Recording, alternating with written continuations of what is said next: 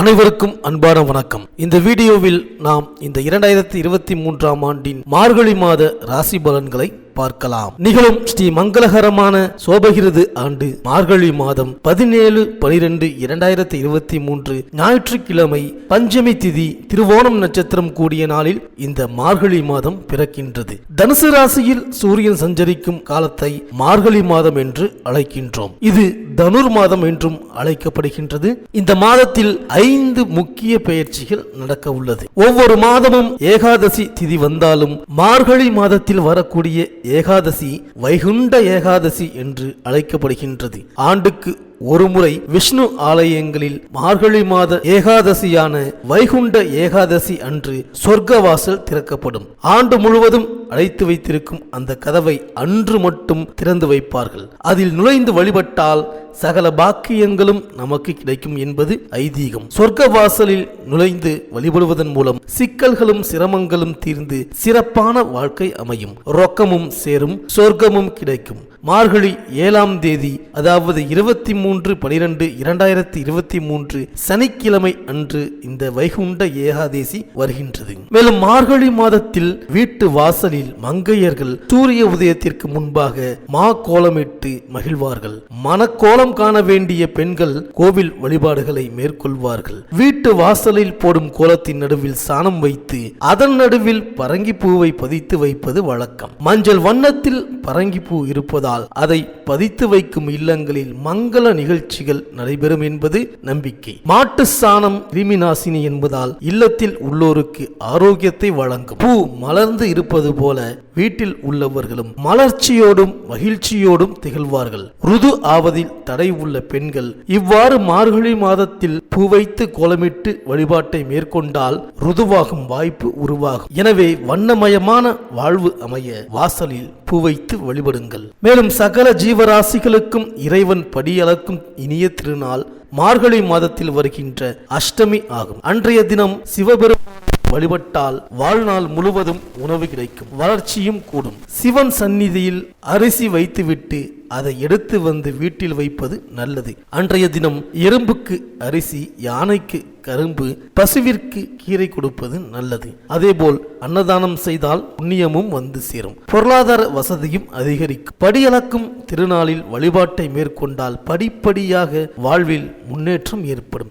இந்த இனிய நாள் மார்கழி மாதம் 19ஆம் தேதி, அதாவது 4/1/2024 வியாழக்கிழமை அன்று வருகின்றது. மேலும் இந்த மாதத்தில் கிரகங்களின் பெயர்ச்சியை பார்த்தால் மார்கழி 4ஆம் தேதி மேஷ ராசியில் குரு பகவான் வக்ர நிவர்த்தியாகின்றார். அதே மார்கழி 4ஆம் தேதி சனி பகவான் மகர ராசியில் இருந்து கும்ப ராசிக்கு பெயர்ச்சியாகின்றார். அன்றைய தினம் திருநள்ளாறில் சனி பெயர்ச்சி விழா கொண்டாடப்படுகின்றது. மார்கழி 9ஆம் தேதி சுக்கிரன் விருச்சக ராசிக்கு பெயர்ச்சியாகின்றார்.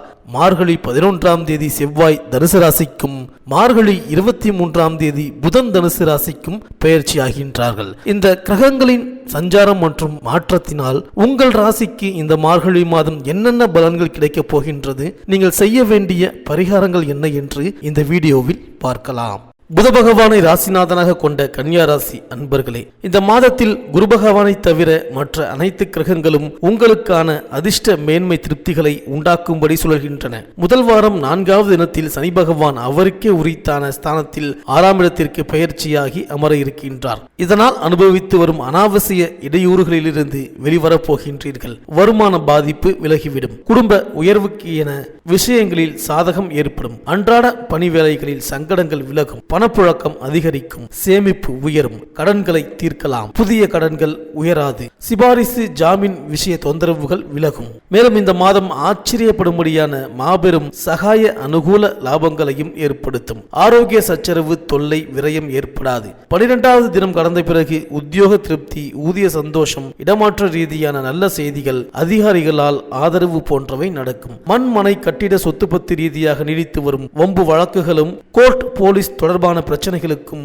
முடிவு ஏற்படும். திருமண சுபகாரிய விஷயங்கள் நீங்கள் திட்டமிட்டபடி முடியும். புத்திரபாக்கிய குறைபாட்டில் உள்ள இளம் தம்பதியர்களுக்கு 3வது வாரம் முடிந்த பிறகு இனிமை உண்டு. மேலும் உங்கள் ராசிநாதன் புதன் வெற்றிகள் ஸ்தானத்தில் வீற்றிருப்பது யோகம்தான். பொருளாதார நிலை உயரும். புதிய முயற்சிகளில் வெற்றி கிடைக்கும். அருள் தரும் தெய்வங்களின் ஆலயங்களை நோக்கி அடியெடுத்து வைப்பீர்கள். ஜென்மத்தில் கேதுவும் 7ல் ராகுவும் இருப்பதால் நாக கிரகங்களின் ஆதிக்கம் மேலோங்கி இருக்கின்றது. எனவே இடையிடையே கொஞ்சம் மனக்குழப்பங்கள் அதிகரிக்கலாம். சர்ப சாந்தி வழிபாடுகளை மேற்கொள்வது நல்லது. நேர்மறை சொற்களை பேசுவதன் மூலம் நன்மைகளை வரவழைத்துக் கொள்ள இயலும். மேலும் மகர ராசியில் சஞ்சரித்து வந்த சனி பகவான் மார்கழி 4ஆம் தேதி கும்பராசிக்கு செல்கின்றார். இந்த சனி பயிற்சி ஜீவனஸ்தானத்தை பலப்படுத்துவதால் எதிர்பார்ப்புகள் நிறைவேறும். இயல்பாகவே பொருளாதார நிலை உயரும். கடன் சுமை குறைய புதிய வழிபிறக்கும். கடந்த காலத்தில் நடைபெறாமல் இருந்த பல காரியங்கள் இப்பொழுது கைகூடும். உத்தியோகத்தில் பணியிட மாற்றமும் பதவி உயர்வும் உண்டு. சுயதொழில் செய்பவர்கள் புதிய கூட்டாளிகளுடன் கிளைத்தொழில் தொடங்கும் முயற்சி வெற்றிகரமாக முடியும். மேலும் மார்கழி 4ஆம் தேதியே குரு பகவான் வக்ர நிவர்த்தியாகின்றார். உங்கள் ராசிக்கு 4, 7 ஆகிய இடங்களுக்கு அதிபதியானவர் குரு. அவர் வக்ர நிவர்த்தியாகி பலம் பெறும் பொழுது அஷ்டமஸ்தானம் வலுவடைகின்றது. எனவே உடல் ஆரோக்கியத்தில் தொல்லைகள் ஏற்படும். உறுதியான மனநிலை இருக்காது. கொடுக்கல் வாங்கல்களில் பிரச்சனைகள் அதிகரிக்கும். மற்றவர்களை நம்பி ஒப்படைத்த பொறுப்புகள் நடைபெறாமல் போகலாம். இடமாற்றம், உத்தியோக மாற்றம் நடைபெறுவதற்கான அறிகுறிகள் தென்படும். குடும்பத்தில் ஒருவர் மாற்றி ஒருவருக்கு ஆரோக்கிய தொல்லை உருவாகி அதன் விளைவாக அதிக விரயமும் ஏற்படும். மேலும் மார்கழி 9ஆம் தேதி விருச்சிக ராசிக்கு சுக்கிரன் செல்கின்றார். உங்கள் ராசிக்கு 2, 9 ஆகிய இடங்களுக்கு அதிபதியானவர் சுக்கிரன். அவர் சகாயஸ்தானத்தில் சஞ்சரிக்கும் பொழுது தனவரவு தாராளமாக வந்து சேரும். வீடு, இடம் வாங்கும் யோகம் உண்டு. பூர்வீக இடத்தை விற்றுவிட்டு புதிய சொத்துக்கள் வாங்கலாமா என்று யோசிப்பீர்கள். பெற்றோரின் ஆதரவு திருப்தி தரும். பிள்ளைகளின் முன்னேற்றம் கண்டு மகிழ்ச்சி அடைவீர்கள். தொழில் நடத்துபவர்களுக்கு புதிய ஒப்பந்தங்கள் கிடைக்கும். மேலும் மார்கழி 11ஆம் தேதி தனுசு ராசிக்கு செவ்வாய் பெயர்ச்சியாகி செல்கின்றார். உங்கள் ராசிக்கு 3, 8 ஆகிய இடங்களுக்கு அதிபதியானவர் செவ்வாய் அஷ்டமாதிபதி நாளில் சஞ்சரிக்கும் பொழுது வசதி வாய்ப்புகளை பெருக்கிக் கொள்ள அதிகமாக செலவு செய்வீர்கள். உடல் நல குறைபாடும் மருத்துவ செலவும் உண்டு.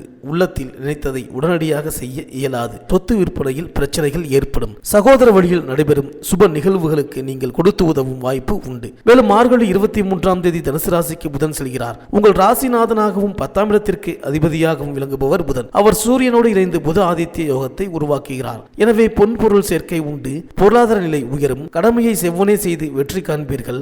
வெள்ளி, தங்கம் போன்றவை வாங்க வழிபிறக்கும். தாய் வழி ஆதரவும் கிடைக்கும். ஒப்பந்தங்கள் அடுக்கடுக்காக வந்து சேரும். பொது வாழ்வில் உள்ளவர்களுக்கு புதிய முயற்சிகளில் வெற்றி உண்டு.